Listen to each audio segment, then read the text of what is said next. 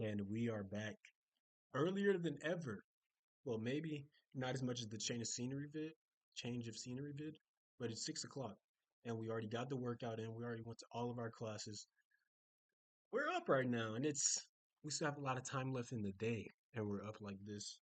I don't know how you feel about this lighting. It's kind of a natural lighting coming in because of it's obviously still light outside. It's only 6 o'clock, but I can't get the focus right on my computer to where I can see myself. Hopefully, it's not terrible and have to refilm. But first things first, shout out to my two viewers. Somebody's viewing my videos, and I'm getting kind of scared. I hope it's whatever. I'm starting to get views, and I don't like it. I don't wish to be famous. I don't wish to do anything with this channel. I don't wish for anyone to see it but myself. And I don't know how I feel about people seeing it. I'm starting to get views. I'm half worried and I half don't care. Well, honestly, I don't care at all. What is there to be worried about?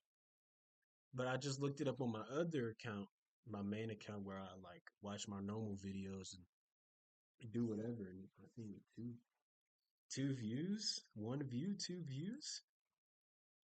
I don't know how to feel about that. It's interesting though. So we had a good day. I mean, got a ton done, but we still have a ton to do.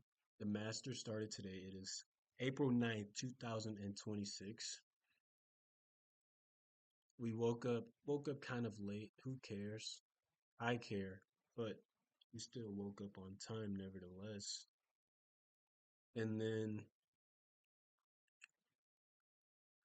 went to organic chemistry, understood the lesson probably for the first time ever. Then we went to English today. Shout out Muhammad. He asked me if I was all right because I had missed a few classes, trying to focus on some other midterms. Not some more important classes, but some important exams. I've been missing this class, and he asked me if I was all right. That meant a lot to me. I can't lie. That really touched me because he noticed. I mean, it's a small class; it's easy for him to notice, but he said it. He's like, "You all right? Seeing you missing class?" I'm like, Muhammad, I'm good. I actually missed your class. This class, honestly, it helps me get out of my comfort zone because I have to talk and like say my ideas and what I'm finna write about, this, and that. And then it just kind of boosts my mood. Talking just boosts my mood for some odd reason. Maybe I'm a natural born talker. Maybe maybe that's my purpose is just talk to people. But it definitely boosts my mood right there. So I'm all jolly and I get to go to micro lab, get to micro lab, got to work with Reagan. Because of course, like I've said before, my group doesn't show up. Shame on you, group. Shame on you. So I went over there, I worked with them and her group. And it was an insane lab too. We had to put a swab, like COVID test swab, and put it all the way in your throat. Or in her I put, well, each other's, for a plate to see the bacteria that's back there or something. Then we had to spit into a thing. We had to spit into a plate and then take the plate and put it inside of a GBI, whatever, put it into something. But it's just totally I wouldn't say it's disgusting, but it's interesting. Let me phrase that as that. It was definitely interesting, but it's a lot more human body type instead of like just getting like a broth of Streptococcus pneumoniae and like putting it into something else or like streak plating it and stuff like that. But it's all interesting though. I mean, nevertheless, and got out of there. Went to the Union to warm up my food. Warmed up my food, ate outside. I don't know what it is, but everyone is in a rush, right? Everyone is in a rush. Everyone is just, no one is sitting down. Like, I sat on a bench. outside of the union, and all the other benches were empty. I don't know if it's because classes were still going on or what, but like people just don't sit outside anymore. And especially eating, I felt out of place because nobody else was doing it. But I mean, I was comfortable because I've learned to be comfortable with myself, like being alone. But it was just kind of weird, like like what's going on? Like it's just a ghost town, but it's 50,000 people that go here. But yeah, got out of well, finished eating. Put some Chick-fil-A sauce, put some Polynesian sauce on my chicken and rice and a little bit of sausage, and went to the physics lab, slight physics lab. Got out of physics lab, just hit this shoulders, bicep, and calf workout. Totally slight, but a good pump. And I didn't wear no pants or a jacket to school, so I got to see my actual pump today and my veins and everything. You're looking sick currently. Don't let yourself go. Yeah, finish that up. Good workout, solid work. Need to find a new shoulder press machine if I'm going to use one. Because the one that I used today, the Matrix one, only went up to 100 pounds. No, it's not going to work for me, bud. Then, nevertheless, a solid pump. Then what? Now I'm back here, about to hop into some physics because you got the OChem and the physics next week. Hop into some physics. Hop into probably finish the OChem homework. Then probably hop into a little bit of micro, maybe not. NBA might be on already. They got good games today. Let me tell you who's playing. Oh, it is on. And MLB. MLB. Who cares? NBA, good games today. Lakers and Warriors. Celtics, Knicks. Jalen Brown isn't playing though. At 6:30, what are they playing on? Amazon? Definitely watching. Let me turn it on. Ooh, both of those games on Amazon. And then the Rockets are playing the 76ers. Embiid not playing. Trash. Yeah. No noteworthy games except the Heat and the Raptors. But yeah. Oh dang, they got the pre-show on.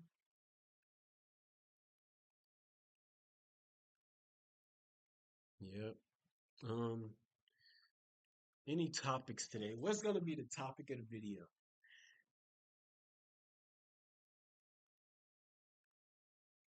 Oh, let me. I got in a few pages of Fire next time. It's pretty interesting.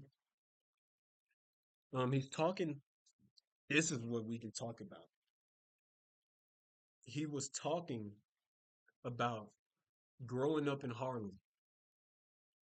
His friends either got well, pimps. Pimps were big back then. Of course, you know this. So pimps are prostitutes.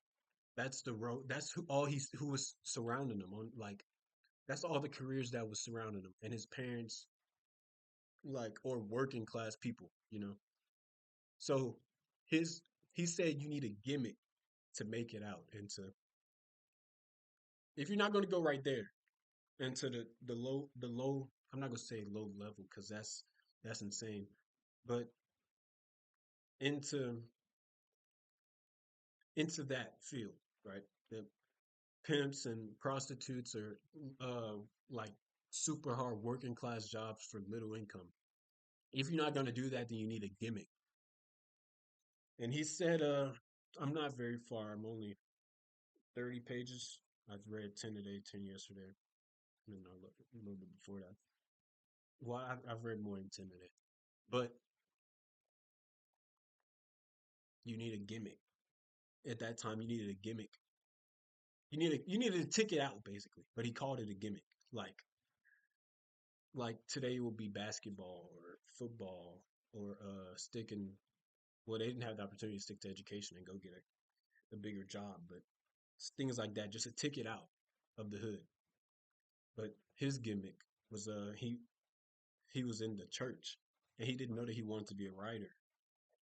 So instead of turning to the streets, he turned to the church. And that's just where I'm at right now. He hasn't explained too much further than that. But I can honestly relate. That is something that I don't think will ever change. Just the straight up, like, the fields that people go into. A lot of it is by nature, though. Like, everybody in the same area is, like, quote unquote, like, raised the same, like, from household to household. I mean, there's little differences, but you're all in the same area. So the nature part, the things that's surrounding you, it's all the same. So they're all gonna go to the ideally they would all go to the same field, which is terrible.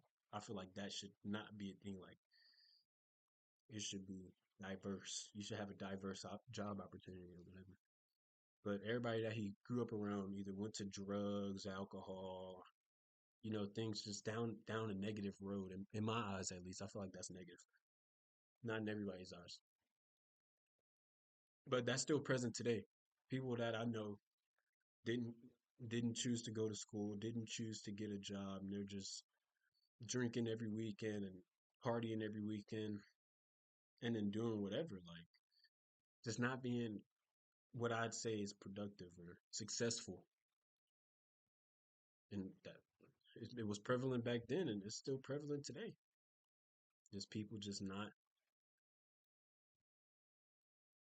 it's not on a good path. I'm not saying that I'm just on the best path and I'm the best person ever, but I have some. I mean, I can be confident and say like I got some things going for myself currently.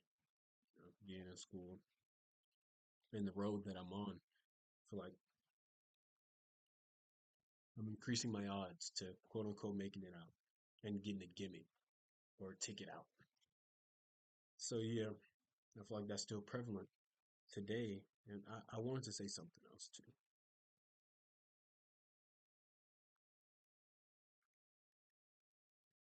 He never thought he was.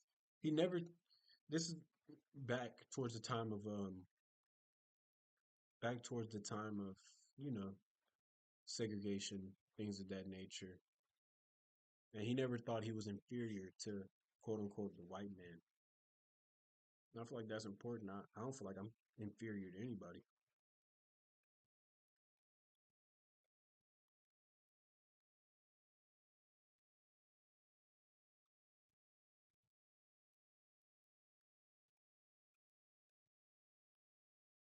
Yeah.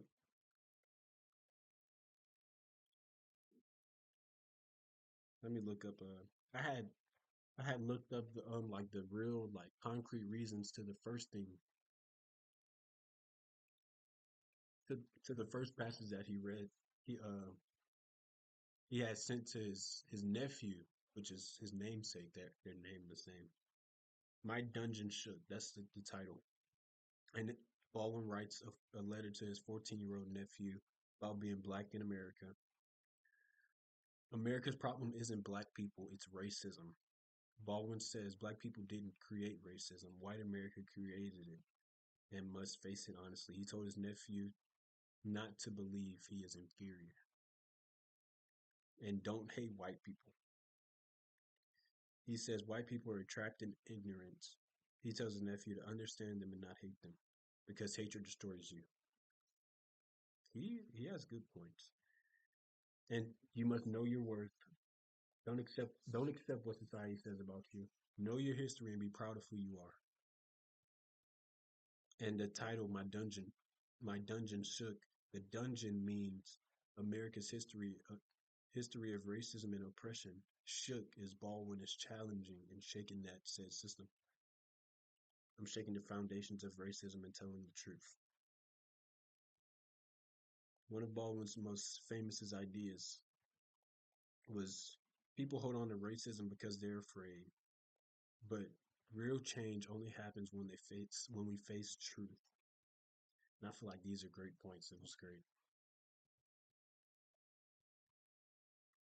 That's this applies today. Even it transcends race in my eyes. Even though racism isn't as prevalent today as it was, or like in my eyes, I kind of, I don't see it. I don't know, but it's in my eyes, it's really not as prevalent today, or I'm not dealing with it, me personally. But I feel like that's important going into anything in life is to not feel inferior to anyone.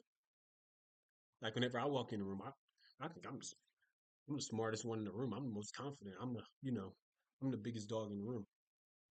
And I feel like that can go to anything. If I step on a basketball court, if I step in the gym, if I step in the classroom, if I step into the exam, if I step into wherever I might be, I'm just the best. I don't feel like I'm inferior to anyone. And that's what he preached.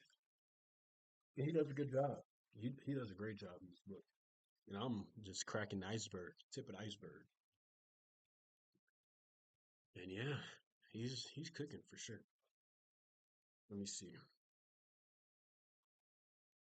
But I mean, people are still racist, though. I'm not saying that no one is racist and things like that, but I don't know. I feel like I haven't dealt with it as much. I haven't dealt with it as nearly as much as he had to.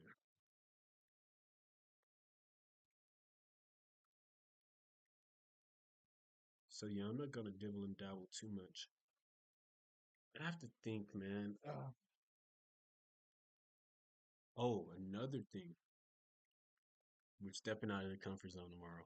I've decided I'm going. Big the showcase in New Orleans is tomorrow for the New Orleans Health, LSU Health in New Orleans. It's a big showcase. I'm going. 10:30, we getting on the bus. Should make it there. They sent me the email. Let me read it to you. So hopefully this pays dividends. I can get my feet wet and whatever. All right, so 10:30, the buses will get there. We're gonna leave at 11, and they're gonna give us a wristband because it's gonna be over 100 people. We'll get there. Check-in is from 12:45 to 1. 1 to 2:30, school presentations and student panels. 2:30 to 3:30, student organization and resource fair and campus tours. I'm excited. I'm ready to see. The only thing I wish I knew more people. Well, yeah, I wish I knew more people that I can, that I could go to these things with and be more comfortable. But it's also an opportunity for me to meet more people that are going to like similar things and make more friends and you know create more connections. So I feel like this is important. I'm ready to go. But I feel like every time I say I'm gonna do something, I don't do it. So that's why I didn't tell anyone. Because if I said I was gonna do it, I would want to do it less. But I'm telling you because in the future I can look back and be like, yeah, good thing I did go to that.